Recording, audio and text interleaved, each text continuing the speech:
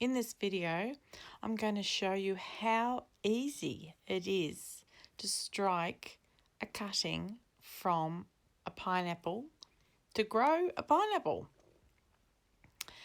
So you buy a pineapple from the supermarket, you twist off the top, you put it in a glass of water, and within a very short period of time, 2-3 weeks, it strikes roots.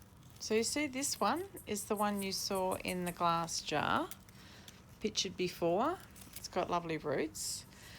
And the next one I struck a couple of weeks later, about a week later, and it happened to have more roots showing when I twisted the top off. I don't know if that was because it was riper, but when that struck, look how many roots it had.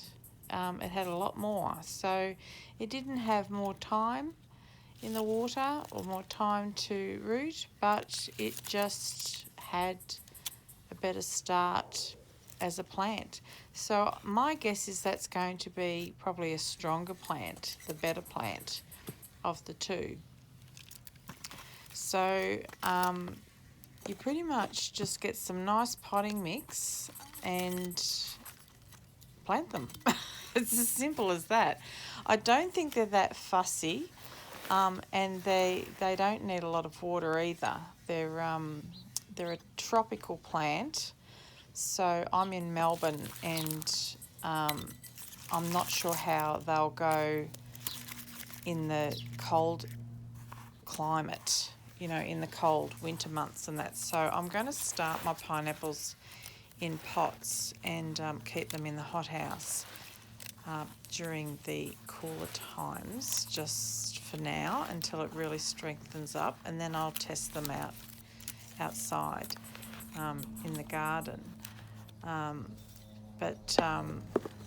So I've potted them up, and I've actually reused some potting mix and just added a little bit of blood and bone in there to just give it a bit more food.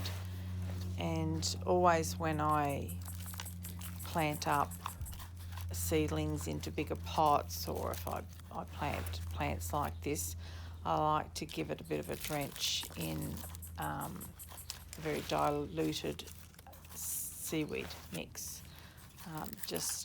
It helps with transplant shock, and just helps the plant get a bit of a kickstart. So that's something I like to do. Now, with the leaves, you will notice that there's a lot of dead or dying leaves down the bottom, but you'll also notice at the top it's quite green, so it has either kept the green leaves or it has grown green leaves, and I haven't noticed while it's been sitting in that glass. I think it's probably just preserved the top leaves and maybe grown one or two up the top.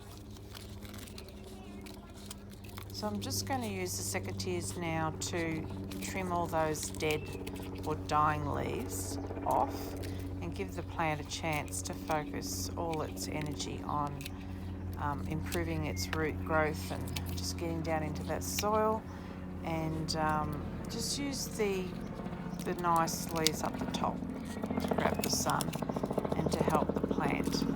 It just takes away a lot of effort for the little plant to get going. So if you just get rid of all of those, and I'll just throw them in the compost bin. Now on the second one, I'm doing this a bit different. I'm peeling back the leaves. So I'm taking them off, or some of them off from the base. It does leave a green section there. And then while it's out of the pot, it's a bit easier to trim while it's out of the pot rather than what you saw me do just before. So I'm doing it this way, and I'm going to see how they fare.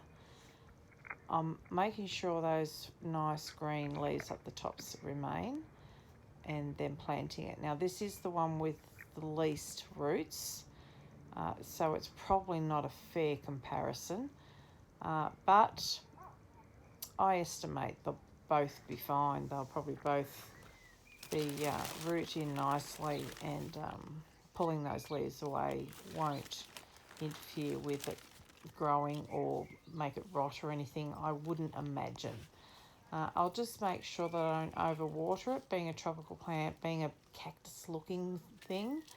I think anything that looks like those arid kind of plants are probably best not to be overwatered. So I'm just adding a little bit of blood and bone in that pot, and then I sprinkled a bit on top when it's finished, just to give it a bit more food to kickstart it and welcome it to the world.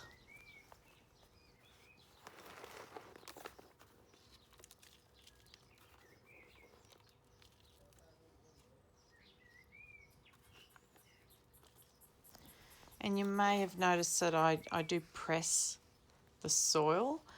I don't press it too firm, but I do press it firmly, so the plant is secure. And although plants like aeration in the soil, too much air is not good for the roots.